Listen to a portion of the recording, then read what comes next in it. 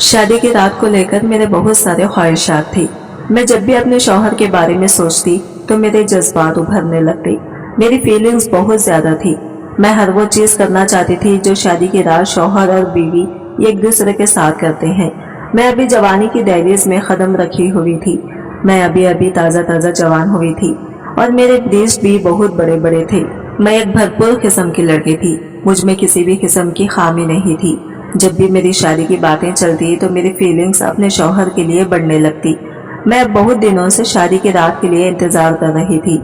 जैसे तैसे करके शादी का दिन भी आ गया, लेकिन मुझे एक डर था। मेरे ब्रीज बहुत ही ज्यादा बड़े थे। मेरी एक सहेली ने मुझसे कहा था कि ब्रीज बहुत ज्यादा बड़े होने की वजह से शौहर बीवी को बदकिरदार समझने लगता है। यह सुनते ही मैं हैरान और परेशान हो गई। अब मेरे दिल में यही एक डर था कि कहीं शौहर मेरे ब्रेस्ट बड़े होने की वजह से मुझे बदकिरदार ना समझ जाए और मुझ पर शक ना करने लग जाए। यही सोचते सोचते मेरी शादी का दिन भी आ गया और शादी की रात मैं अपने कमरे में बैठी शौहर का इंतजार करने लगी। थोड़े ही वक्त के बाद शौहर कमरे में दाखिल हुआ और बेड पर मेरे बेहद करीब आकर बैठ गया और मेरा हाथ पकड़ने लगा और झटके से मुझे अपनी बाहों में जकड़ लिया। मैं भी अब खुश हो गई थी और अपने पूरे दिल से इस पर अपना प्यार निछावर करने लगी।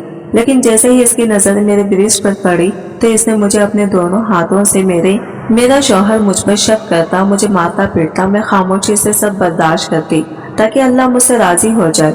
यूं ही 2 साल गुजर गए जब एक दिन शौहर ने गुस्से से बांझ कहते तलाक दे दी। मैंने आसमान की तरफ देखा और कहा, अल्लाह मैं तेरे इस फैसले पर राजी हूँ, और शुक्र करती एक मजार पर जा बैठी जहाँ 2 वक्त की रोटी मिलने लगी।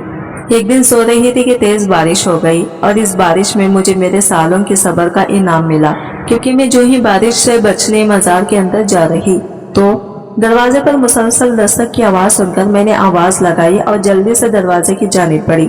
मैंने दरवाजा खोला तो मेरा शौहर गुस्से में लाल पीला हो रहा था। आज वो मामूल से कुछ जल्दी आ गया था। इतनी देर क्यों लगा दी दरवाजा खोलने में? वो एकदम अंदर आ घुसा। किसके साथ मुंह काला कर रही थी? इसकी बात सुनकर मैं साकित रह गई। ये क्या कह रहे हो? बिल्कुल ठीक कह रहा हूँ। दरवाजा खोलने में इतना वक्त लगता है क्या? ना तो दरवाजा से बावर्ची खाने का इतना तवील रास्ता है और ना ही कमरे का तूने अपने आशिक को छत पर से भगाया है ना। वो दरवाजे के पास रखा। वो ऊपर उठकर फौरन सीढ़ियों की तरफ बढ़ा और भागकर ऊपर चढ़ गया, जबकि मैं हैरान परेशान खड़ी रह गई थी। भाग गया कमीना कहीं का। इसने नीचे उतरकर गुस्से में एक मोटी गाली इस शख्स को निकाली जिसका कोई वजूद ही ना था। मैं नमाज पढ़ रही थी, इसलिए आने में देर हो गई। तुम गलत सोच रहे हो। मैंने अपनी सफाई देने की कोशिश की तो इसका हाथ घूमा और इसने एक जोरदार थप्पड़ मेरे मुंह पर दे मारा। मैं इस अचानक हमले से लड़खड़ा गई और दीवार से जा टकराई। मैं मुंह पर हाथ रखे हैरानी से इसे देखने लगी। कुछ ही अरसे में ये शख्स किस कदर बदल गया था। ये वो आदमी तो ना था जो मेरी मोहब्बत का दम भरता था। अम्मा तेरे बारे में सही कहती थी, तेरे सारे तौर तरीके बाजारी जैसे हैं। मैं बढ़ा दिया, जबकि मैं रोती हुई वही दीवार के साथ लगी। जमीन ही कम अकल था जो मैंने अपनी माँ की बात पर यकीन न किया। इसने गुस्से से वाइपर उठाकर जमीन पर पटका और अंदर की जानिब चला गया। मैं सोफे पर ढेर से बैठ गई। मेरा नाम सबा है, ना नसीब लिखवाकर इस दुनिया में आई थी। पैदा हुई तो माँ इस दुनिया से चली गई। माँ की ममता का एहसास क्या होता है ये मैं भी जान ही ना पाई। बाप ज्यादा दिन माँ के मरने का गम नहीं मना सका था और जल्दी ही इसने दूसरी शादी कर ली। अब्बा ने दादी और सब रिश्तेदारों को कहा तो ये था कि वो दूसरी शादी सिर्फ अपनी बच्ची के लिए कर रहा है ताकि इसको माँ का प्यार और तवज्जो मिल सके। लेकिन सौतेली माँ के आने के बाद वो खुद भी मेरा सगा न रहा था और मैं माँ के साथ साथ बाप के प्यार और तवज्जो से भी महरूम हो गई थी। इस तरह अब्बा की दूसरी शादी सुकून के बाज बनने के बजाय मेरी जिंदगी में और ज्यादा मुश्किलात ले आई थी। सौतेली माँ ने भी मुझे दिल से कबूल ना किया। उसके नजदीक मैं सिर्फ एक बोझ थी जो इसे ना चाहते हुए भी निभाना पड़ रहा था। वो अक्सर मुझे ताने देती, तौबा कितनी मनहूस लड़की है, पैदा होती ही माँ को खा गई। मेरे नन्हे दिल पर ये अल्फाज तीर बनकर लगते, मगर मैं खामोश रहती। मैं अक्सर सोचती थी कि मैंने तो कभी अपनी सौतेली माँ के साथ कुछ बुरा नहीं किया, फिर क्यों वो मुझसे इस कदर नफरत करती। मैं कोशिश करती कि इसकी नज़र में अच्छी हूँ, लेकिन मेरी कोई भी बात की कभी खुशी न कर पाती। अगर कभी घर में कोई मसला होता तो वो फौरन मुझे कसूरवार ठहरा देती। इसके तानों और नफरत भरे रवैये ने मेरे दिल पर गहरी चोट लगाई थी, मगर मैं खामोशी से सब सहती रही क्योंकि मेरे पास कोई और रास्ता नहीं था। मेरा बचपन दूसरों के बच्चों की तरह खुशियों से भरा नहीं था। मुझे खिलौने की जगह झिड़कियाँ और मोहब्बत की जगह नफरत मिलती थी।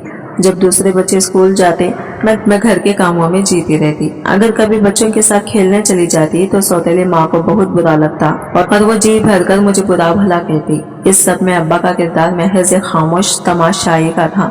अब्बा ने कभी मेरी हिमायत में माँ को एक लफ्ज तक ना कहा था और ना कभी इसे समझाने की कोशिश की थी। इस वक्त मेरी बूढ़ी दादी मेरा वाहिद सहारा थी और इस तपती धूप में वो मेरे लिए घनी छाँव की मानिंद थी। जब भी सौतेली माँ के ताने मेरे दिल को चीरते, दादी की गोद में पनाह मिल जाती। उनकी झुर्रियों भरे हाथों का लम्स मेरे दुखों का मरहम बन जाता।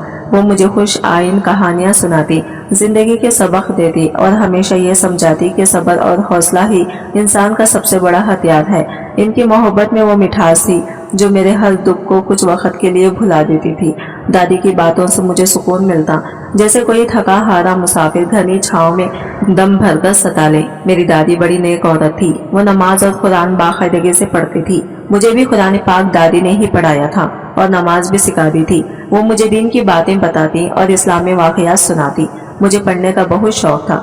मैं हमेशा सोचती थी कि पढ़ लिख कर अपनी जिंदगी बदलूंगी, लेकिन सौतेली माँ ने मेरी तालीम भी छुड़वा दी थी। इसका कहना था कि लड़कियों ने पढ़ लिख कर क्या करना है, आखिरकार चूल्हा ही संभालना है।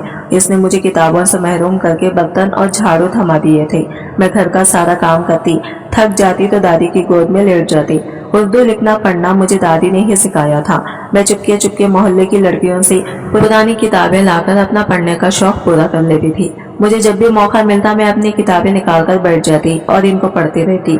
मैं एक एक किताब कई बार पढ़ चुकी थी। मैं स्कूल तो नहीं जा सकी थी, लेकिन कुछ न कुछ इल्म मैंने जरूर हासिल कर लिया था। यूं ही वक्त गुजरता गया। गुजरते वक्त के साथ मैंने सब्र करना सीख लिया था। अब मुझे माँ के तानों से ज्यादा तकलीफ नहीं होती थी। शायद मैं इस माहौल की आदी हो चुकी थी। मैंने जवानी की दहलीज पर कदम रख दिया था, लेकिन घर का माहौल और सौतेली माँ का रवैया आज भी वैसा था। बल्कि अब तो सौतेली माँ थी, वो हर वक्त मौके की तलाश में रहती कि किसी न किसी बहाने से दिन ब दिन मजीद बेजार होती जा रही, मुझसे जान छुड़ा सके। मैंने अक्सर इसे अब्बा से ये कहते सुना था, सबा के लिए कोई रिश्ता देखो और इसको घर से रुखसत करो। बस अब मैं मजीद इसको बर्दाश्त नहीं कर सकती। माँ के इसरार पर अब्बा ने जल्दी ही मेरे लिए एक रिश्ता तलाश कर लिया था। हालांकि अभी मेरी उम्र ही क्या थी, मैं सिर्फ 18 बरस की थी और अब्बा ने मुझसे 10-12 साल बड़ी उम्र के शख्स से मेरा रिश्ते से तय कर दिया था, जो पहले ही अपनी एक बीवी को तलाक दे चुका था। अम्मा फजल की अपनी दुकान है, खूब चलती है, पैसे की कोई कमी नहीं। बस कमी है तो एक अच्छी औरत की जो इसका घर संभाल सके। अफजल की पहली बीवी ने खुद तलाक ली थी। अफजल बड़ा अच्छा इंसान है, इसने जहेज लेने से भी साफ मना कर दिया है। अपनी सबा वहाँ बड़ी खुश रहेगी। अब्बा दादी को अफजल की खूबियां गिनवा रहे थे। अभी बच्ची की उम्र ही क्या है और ये तो खुद भी ना समझ है, शादी की जिम्मेदारियां कैसे उठाएगी। उन दादी ने अब्बा को समझाने की कोशिश की, शादी जिंदगी का बहुत बड़ा फैसला होता है और इतनी जल्दी सबा की शादी करने की क्या जरूरत है, इसकी कौन सी उम्र निकली जा रही है। दादी का लहजा मोहब्बत और फिक्र से भरा हुआ था। दादी की बातों में एक माँ जैसा दर्द था। उन्होंने मेरी सौतेली माँ को भी समझाने की कोशिश की थी। शादी ब्याह के फैसले सब्र और तहमील से किए जाते हैं। अगर शादी करनी भी है तो कोई सबा के जोड़ का रिश्ता देखो। वैसे भी अभी इसकी शादी जैसी बड़ी जिम्मेदारी की बोझ तले देने की उम्र नहीं है। मगर दादी की बातों का किसी पर असर नहीं हुआ। आपको तो हमेशा इसकी ही फिक्र रहती है, हम कब तक इस बोझ को पालेंगे। बेहतर यही है कि इसकी शादी कर दी जाए ताकि ये अपने घर की हो और हमें भी सुकून मिले। सौतेली माँ ने तल्ख लहजे में जवाब दिया और उठकर चली गई। नजमा ठीक कह रही है, अम्मा अच्छे रिश्ते बार बार नहीं मिलते। मैं जानता हूँ कि नजमा का सुलूक सबा के साथ अच्छा नहीं है, इसलिए चाहता हूँ कि इसकी शादी हो जाए और वो अपने घर सुकून से रहे।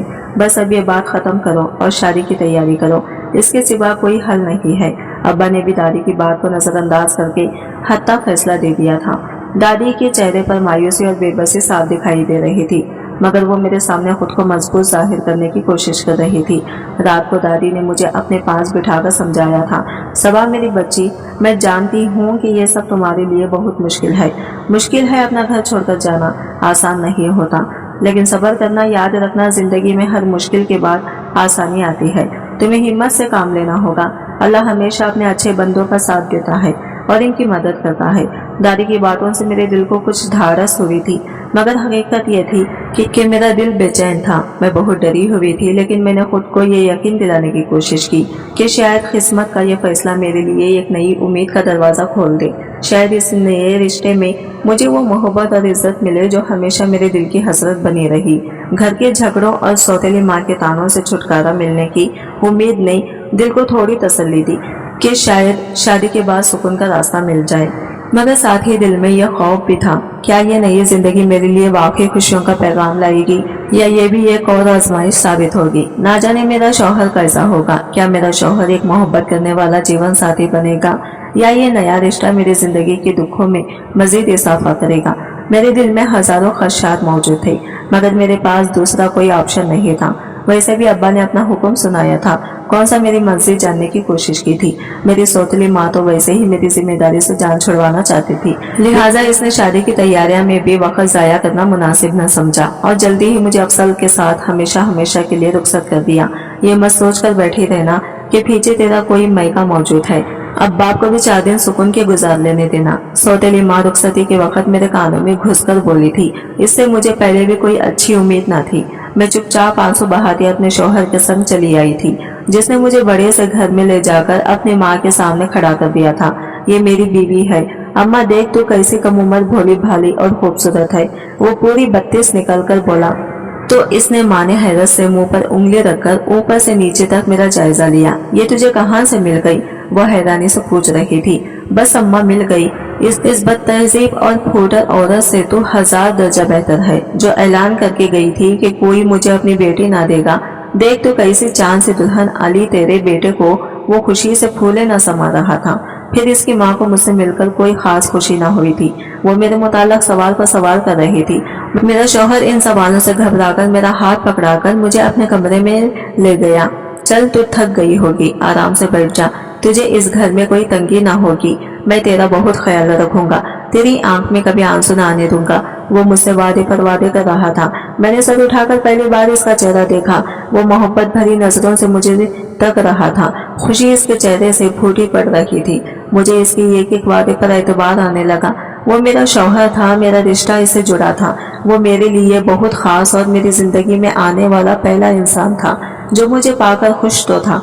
मैंने अपना दिल इसकी तरफ खींचता हुआ महसूस किया। आने वाले दिनों में इसने मेरी अच्छी खासी कदर की, पर इसकी माँ को यह सब पसंदीदा न था कि वो मेरा ख्याल रखे या मेरे आगे पीछे फिरे। लिहाजा वो इसका दिल मैला करने की कोशिश में लगी रहती। ऐसे कैसे रुखसत कर दिया इसके माँ बाप ने। इसे ना कोई जहेज दिया न सामान। मैं अपनी मर्जी से तेरी शादी करती तो ट्रक भर कर जहेज का मंगवाती। वैसे इतनी कम उम्र और खूबसूरत लड़की का रिश्ता तुझे देख कैसे दिया? इसके बाप ने कहीं इसमें कोई ऐब तो नहीं हो सकता है? किसी के साथ इसका चक्कर हो जब तो इतनी जल्दी शादी कर दी। मेरी सास इस बात का भी लिहाज न रखती कि इसकी सारी बातें मेरे कानों तक बाखूबी पहुंच रही थी। मेरा दिल दर्द दुख से भर जाता। मेरी माँ का सौतेली माँ अक्सर मुझे कड़वी कसेली बातें सुनाती थी, पर इसने आज तक मेरे किरदार पर उंगली न उठाई थी। पर मेरी सास ने तो मुझे 2 कौड़ी का कहकर रख दिया था। मैंने इसकी हर गलत बातें के जवाब में हमेशा खामोशी इख्तियार किए रखी। शायद यही वजह थी कि वो मजीद शेर हो गई थी। इसने मेरे शौहर को मेरे खिलाफ करने का कोई मौका हाथ से जाने नहीं दिया था। शायद इसे इस बात का अफसोस था कि इसके बेटे ने इसकी इजाजत के बगैर शादी कर ली थी। वो अक्सर मेरे शौहर को कहती, तो बिल्कुल जोधो का गुलाम हो गया है, कहीं इसने तुझे अपनी मोहब्बत के जाल में तो ना फंस लिया था, भगाकर तो नहीं लाया तो इसे। वो शक्बरे लहजे में पूछती, ना अम्मा ना, इसके बाप ने खुद दरख्वास्त किया है इसे मेरे साथ। वो इसकी माँ सौतेली है ना, वो इसे रखना नहीं चाहती थी, बस और कोई मसला नहीं। पर अब मैं वाकई इसके लफ्जों का असर हो गया हूँ। मेरा शौहर मजे से कहता तो मेरा दिल बाग बाग हो जाता। मेरी खुशियों का महल जल्दी ही चिकनाचूर हो गया था। मेरे शौहर का रवैया बदलने लगा था। हालांकि मैं हर तरह से अपने शौहर और सास दोनों का ख्याल रखती थी, मगर अल्लाह जाने इसे मुझसे क्या बेजार था कि वो कभी मुझसे खुश हुई और ना अपने बेटे को खुश रहने दिया। शादी के इब्तिदाई दिनों का खुमार उतरने लगा था और मेरे शौहर का असली रूप मेरे सामने आने लगा था। शादी मेरी आजमाइशों का खातिमा साबित ना हुई थी, बल्कि ये तो एक नई कठिन राह का आगाज था। मेरे शौहर कुछ अरसे में ही बिल्कुल बदल गया था। शायद इसने अपने ऊपर कोई खौल चढ़ा रखा था जो एकदम उतर गया था। मेरा शौहर एक बदगुमान और शक करने वाला इंसान था। वो मेरी हर बात में खामियां ढूंढता और बिलावजह मुझ पर शक करता। जरा सी बात पर इनका मूड बिगड़ जाता और वो गुस्से में मारपीट पर उतर आता। मैं भी खाना खाने में जायका ना होने पर गुस्सा करता तो कभी किसी अजनबी की नजर मुझ पर पड़ जाने को बहाना बनाकर झगड़ा शुरू कर देता। मेरी सास को भी सुकून मिल गया था। वो अपने मर्टियों को समझाने के बजाय इसे मजीद शोभा देती, लेकिन मेरी सास को मुझ पर जुल्म करने का ज्यादा मौका न मिल सका था और एक दिन वो अचानक अल्लाह को प्यारी हो गई, पर इसने जाने से पहले अपने बेटे के दिल में मेरे खिलाफ नफरत का बीज बो दिया था।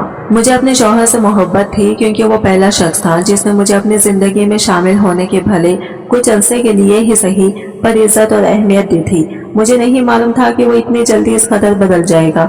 मैं अपने शौहर का घर छोड़कर और कहीं भी नहीं जा सकती थी। अब्बा के घर वापस जाकर सौतेली माँ के ताने खाने से बेहतर था कि मैं अपने शौहर के जूते खा लूं। मैंने हर ज्यादती को सब्र और खामोशी से सहने की कोशिश की। दिल में यही सोचती रही कि शायद वक्त के साथ इसका दिल नरम हो जाएगा या मेरा सब्र अल्लाह की बारगाह में कबूल होकर मेरी जिंदगी में आसानी ले आएगा।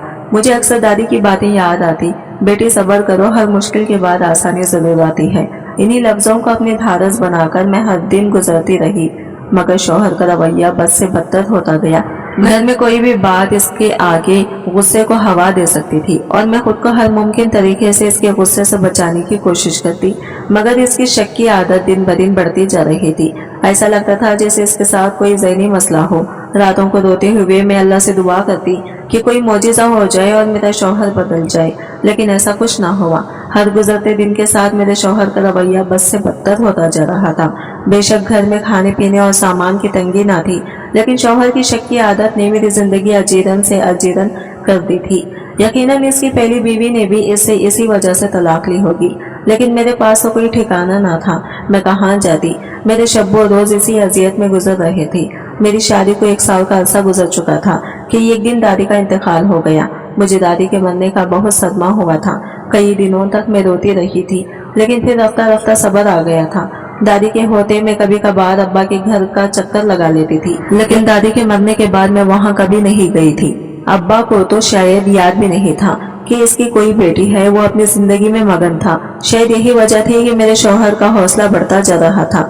वो ये बात अच्छी तरह जान चुका था कि चाहे कुछ भी हो, इसके साथ रहना मेरी मजबूरी है। ये वक्त मेरे लिए मुसलसल आजमाइश का सफर था। हर दिन एक नया इम्तिहान लेकर आता और हर रात आंखों में आंसू लिए गुजरती। शौहर के बदगुमान रवैया और शक भरी बातों के बावजूद भी मेरे दिल में ये उम्मीद थी कि शायद एक दिन वो बदल जाए।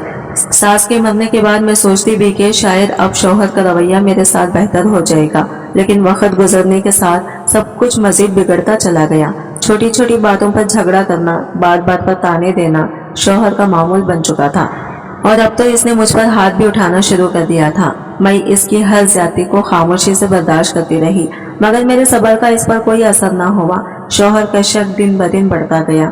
इस तरह 1 साल का अरसा मजीद गुजर गया था। अब तो वो मुझे बच्चा न होने का ताना भी देने लगा था। वो अक्सर मुझसे कहता, लगता है कि तुम्हारे नसीब में औलाद ही नहीं है। फिर गुस्से में कहने लगता, तुम्हारी माँ ठीक कहती थी, तुम ही हो मनहूस। एक रात शौहर दुकान से आया तो इसका मूड खराब था। इसने बिलावजह ही झगड़ा शुरू कर दिया था और गुस्से में मुझे बांझ कहकर तलाक देती थी। उसके अल्फाज तीर बनकर मेरे दिल में पियोसत हो गए। मेरी आंखों के सामने अंधेरा छा गया।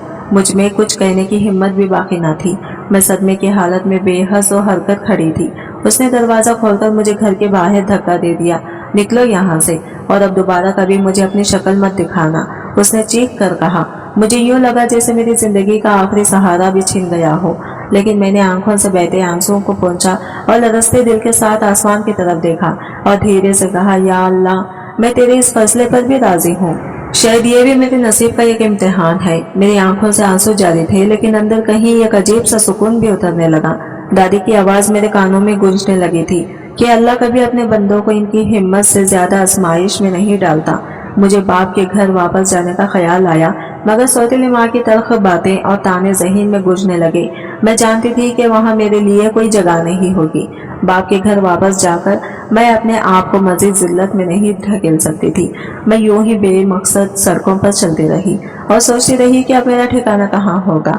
यूं ही चलते चलते एक मजार सामने आया तो मैं मजार पर जा बैठी। मैंने खुद को चादर से सर से पांव तक अच्छी तरह लपेट लिया था और दीवार से टेक लगाकर बैठ गई थी। रोते रोते ना जाने कब मेरी आंख लगी थी। कौन है रे तू? एक जोरदार आवाज से मेरी आंख खुल गई थी। मैंने नजर उठाकर सामने देखा, कोई उधेड़ उम्र आदमी जिसने लंबा सा चूल्हा पहना हुआ था, गले में बड़े बड़े मोतियों की माला थी, सुर्ख आंखों से मुझे घूर रहा था। वो शायद इस मजार का रखवाला था। मैं होनक सी इसकी शक्ल देखती रही। बोलती क्यों नहीं? कौन है रे तू? कहाँ से आई है? इसने दोबारा अपना सवाल दोहराया। मैं बुरी तरह घबरा गई थी। तो तू जलावर बच्ची डर गई है। मैं पता करती हूँ, एक बूढ़ी औरत ने कहा। अच्छे से पता कर लेना, अम्मा नूरी आजकल बड़ी सख्ती है। दिलावर ये कहकर वापस चला गया था। बूढ़ी औरत आकर मेरे पास बैठ गई थी। घर से भागकर आई है क्या? इसने टटोलती नजरों से मुझे देखा। आशिक धोखा दे गया होगा तेरा। नहीं, मैंने बेख्तियार नफी में सर हिलाया। शौहर ने घर से निकाल दिया क्या? तो शादीशुदा है। बूढ़ी औरत ने हैरत से पूछा। देख, झूठ मत बोलना, इसे मेरी शादीशुदा होने पर शक था। एक तो मेरी उम्र वैसे ही कम थी और फिर इन 2 सालों के दौरान मैं पहले से ज्यादा कमजोर हो गई थी। मैंने मुख्तसर इसे अपने तमाम हालात कह सुनाए थे। मेरा कोई ठिकाना नहीं है। अम्मा जाऊं तो कहाँ जाऊं? सारी बात सुनकर इसने एक ठंडी सांस भरी थी। तो यहाँ आराम से रहे, मेरी बच्ची, कोई तुझे कुछ नहीं कहेगा। अक्सर पुलिस पूछताछ करने आ जाती है तो ख्याल रखना पड़ता है। मैंने दरबार पर रहना शुरू कर दिया था। दिन में लंगर से 2 वक्त का खाना मिल जाता और रात को मजार के सहन में सोने की जगह। ये जगह मेरे लिए दुनिया की नफरतों से दूर एक पनाहगाह बन गई थी। पेट भरकर खाना मिलता और कोई ताना भी नहीं देता था। अम्मा नूरी मेरा ख्याल रखती थी। मुझे इसमें दादी का चेहरा नजर आता था। वही झुर्रियों भरा अगर मेहरबान चेहरा मेरा हर दिन मजार पर गुजरता। मेरे अलावा यहाँ और भी बेबस औरतें थी। यहाँ सुबह शाम बहुत सारे लोग आते थे। कुछ लोग आकर दुआएं मांगते, कुछ मर्द और औरतें यहाँ आकर भीख मांगते। कुछ ऐसी औरतें भी आती थी जिनका मकसद ही गलत होता था। कई एक औरतों ने मुझे भी तंग करने की कोशिश की थी। अरे यहाँ कहाँ बैठी है?